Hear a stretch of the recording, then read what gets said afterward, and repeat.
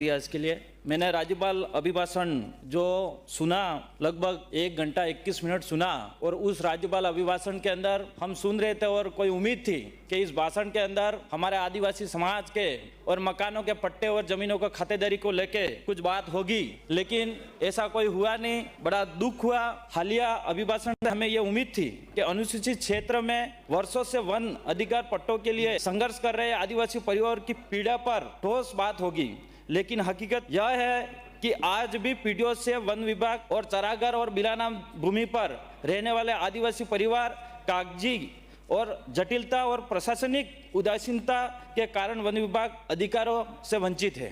आज मैं ट्राइबल क्षेत्र की हकीकत बात बताऊं तो हमारे आदिवासी परिवार के जो 60 साल से 70 साल से 100 साल से जो मकान बने हुए हैं, अभी तक मकानों के पट्टे हमारे आदिवासी परिवार को नहीं मिले।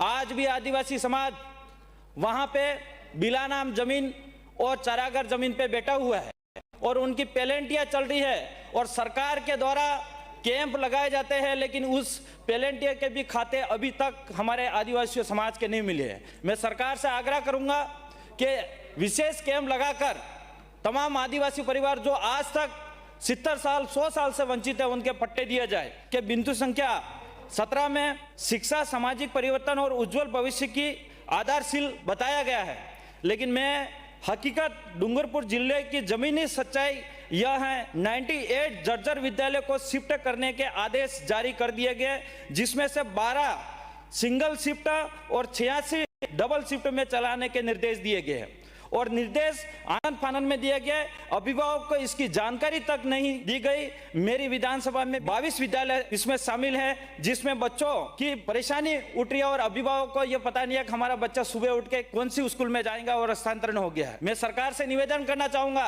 कि जो विद्यालय के अंदर जर्जर भवन है, उस भवन को बजट दिया जाए और उसी भवन के अंदर हमारे बच्चों को पढ़ाया जाए। आज मैं मेरे विधानसभा की एक विद्यालय जो पाल लेमड़वाड़ा से हिराता ग्राम पंचायत के अंदर हामितेड जो विद्यालय, एक डिमिया बांध है और 3 किलोमीटर नाव में बैठकर बच्चों को पढ़ने के लिए दूसरे स्कूल में हस्तांतरण किया गया है। ऐसे कई सारे विद्यालय हैं। इसलिए मैं सरकार से ये निवेदन करूंगा कि हमारे जो प्राथमिक विद्यालय पूरी तरह से जर्जर अवस्था में विद्यालय है, उन विद्यालयों के लिए प्राथमिक विद्यालय को 50-50 लाख रुपया दिया जाए और उच्च प्राथमिक विद्यालय उनको 1 करोड़ रुपया दिया जाए और जो माध्यमिक और उच्च माध्यमिक विद्यालय उनको 4 से 5 करोड़ रुपया दिया जाए, ताकि इन विद्यालयों को मूलभूत सुविधा हो सके और उन विद्यालयों के अच्छे पढ़ने वाले बच्चों की अच्छी सुविधा हो सके। ये मैं उम्मीद करूंगा। आज पक्ष हो चाहे विपक्ष हो, हमें ये लगता है, ये कमी महसूस होती है, यहाँ पे आते हैं जीतकर और हमारी बात को सुना नहीं जाता है। इसलिए मैं यही मांग करूंगा कि एक विशेष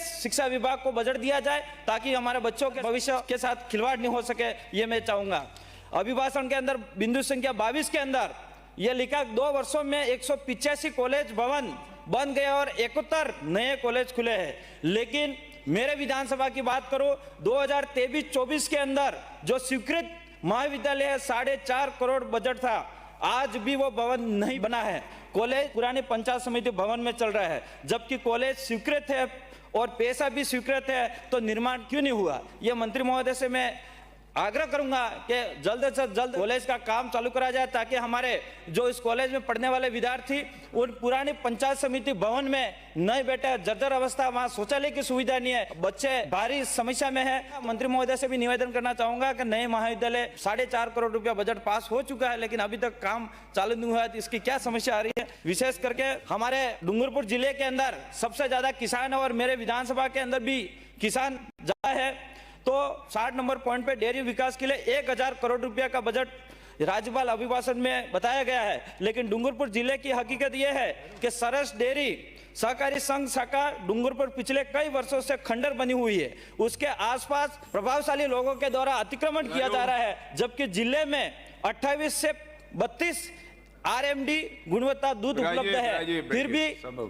मैं चाहूंगा कि विशेष बजट देके उस पुराने डेयरी